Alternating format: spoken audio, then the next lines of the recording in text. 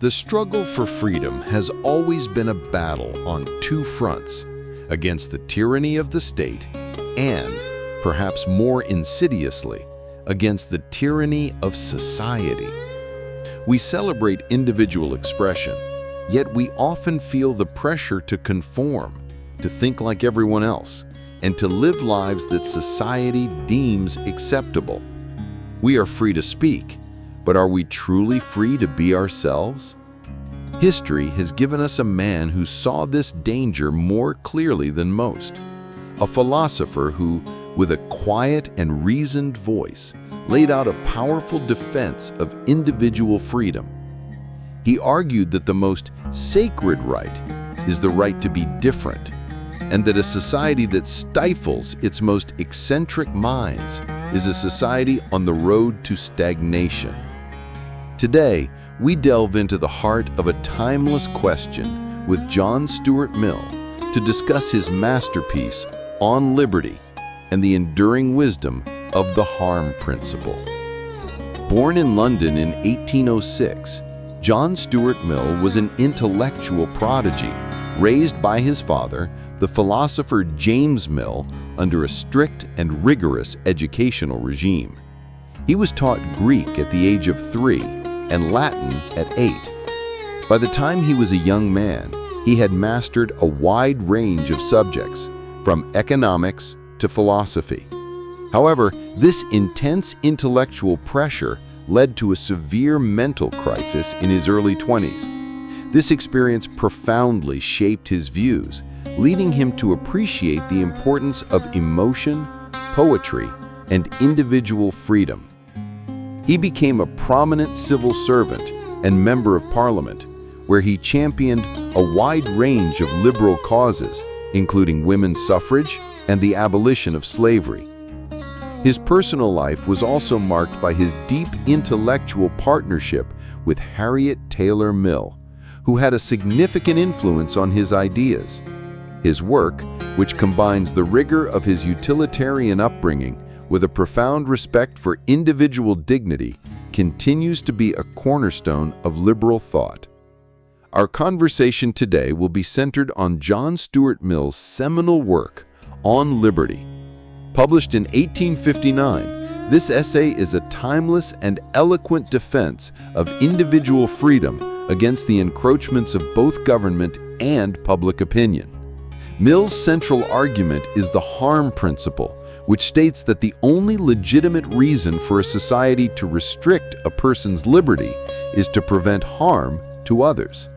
He applies this principle to a wide range of freedoms, including freedom of thought, freedom of speech, and the freedom to pursue a unique way of life. Mr. Mill, welcome. Your essay on liberty is one of the most powerful defenses of individual freedom ever written. Can you explain your central argument, the harm principle? The principle is this: the only purpose for which power can be rightfully exercised over any member of a civilized community against his will is to prevent harm to others. This is the sole justification for interference. My own good, physical or moral, is not a sufficient warrant. The individual is sovereign over his own body and mind. So, as long as an action does not directly harm others, the government or society has no right to interfere? Exactly. Consider the drunkard. He harms himself by his choices, but this is a matter for his own conscience. But if he has a family to support and his drinking makes him incapable of providing for them, then society has a right to interfere, not because of his drinking itself, but because of the harm it causes to others. The distinction is crucial. You place a great deal of importance on freedom of thought and expression. Why? Because a society that stifles dissenting opinions is a society that can never fully know the truth. If an opinion is suppressed, we lose the chance to see if it is true. If it is true, we have lost the opportunity to correct our own errors. If it is false, we lose the opportunity to see our own beliefs in a clearer, more rational light by defending them against a powerful adversary. The free marketplace of ideas is the only path to intellectual progress. You warned against the tyranny of the majority. What did you mean by this? I meant the social tyranny, the power of public opinion to impose its own tastes, rules, and beliefs upon a person. This tyranny is more formidable than any political oppression because it leaves no refuge for the individual. Society can make your life so miserable, so suffocating, that you conform out of fear. A truly free society must be one where individuality is celebrated, not crushed. Why is individuality so important for a thriving society? Because a society of conformists is a stagnant one. Genius can only flourish in a climate of freedom. It is the eccentric, the peculiar, the person who thinks and acts differently who pushes humanity forward. A society that values only custom and tradition is one that has stopped thinking for itself. It is a lifeless automaton. But don't some actions, like those that society deems immoral, cause harm, even if it's not physical? I believe that a society has a right to express its disapproval through persuasion and argument, but not through coercion or law. To say that an action is immoral is not sufficient to justify a restriction on liberty.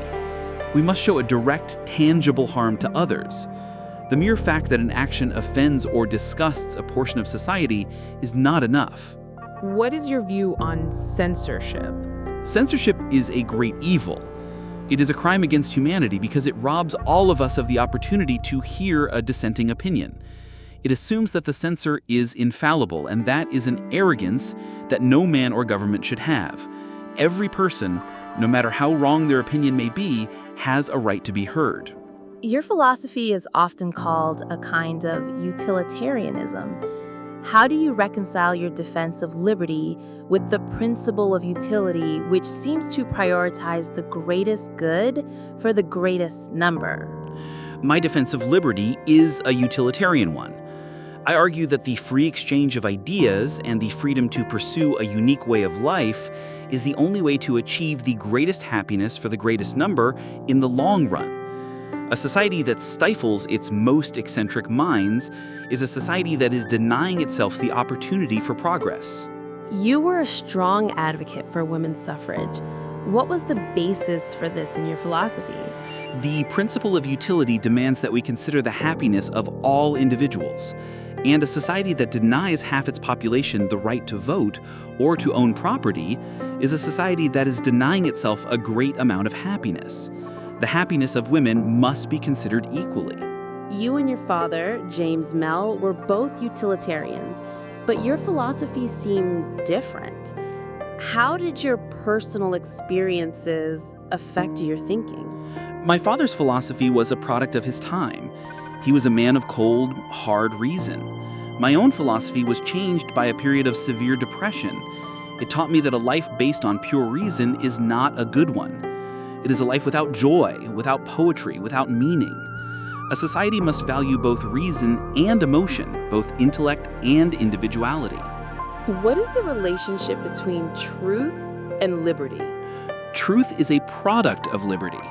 We cannot know what is true if we are not free to question everything. The free exchange of ideas is the only way to separate the true from the false. A society that fears truth is a society that fears freedom. What do you see as the greatest threat to a stable government? The greatest threat is when a government acts contrary to the trust placed in it by the people. When a ruler uses his power for his own gain or attempts to make himself an absolute king, he puts himself in a state of war with his own people. This act of betrayal is the ultimate cause of instability, for it justifies the people's right to revolution. How would you advise today's leaders who are grappling with the rise of social media and the rapid spread of misinformation? I would say that the principles I laid out are more relevant than ever. Be a champion of free speech, not just for the ideas you agree with, but for the ideas you hate. Be a defender of individuality, for a society that demands conformity is a society that has lost its soul. And remember that the only harm that justifies coercion is direct harm to others, not the mere fact that you dislike their choices. If you were alive today, what would be your perspective on the debate surrounding cancel culture, where people and institutions are attacked for violating a certain set of social norms? I would say that it is a new form of the tyranny of the majority. It is the use of social pressure and public shaming to enforce a rigid conformity of opinion. It is a dangerous and cowardly practice, for it attacks the person, not the idea. I would advise the society to be cautious of this and to remember that the free exchange of ideas, no matter how offensive, is the only way to achieve a better, more just world. Closing reflections and summary. And so our time with John Stuart Mill concludes. His essay, On Liberty, is not just a defense of individual rights. It is a profound celebration of the human spirit. He reminds us that freedom is not merely the absence of chains, but the ability to pursue our own unique path, to think our own thoughts, and to express our true selves, as long as we do not harm others. Mill's legacy is a powerful and timeless reminder that the most dangerous form of tyranny is not from the government, but from the unthinking mob. His work encourages us to be vigilant defenders of our own liberty and the liberty of others, especially those with whom we disagree. Thank you for joining us, and until our next dialogue, keep thinking for yourself.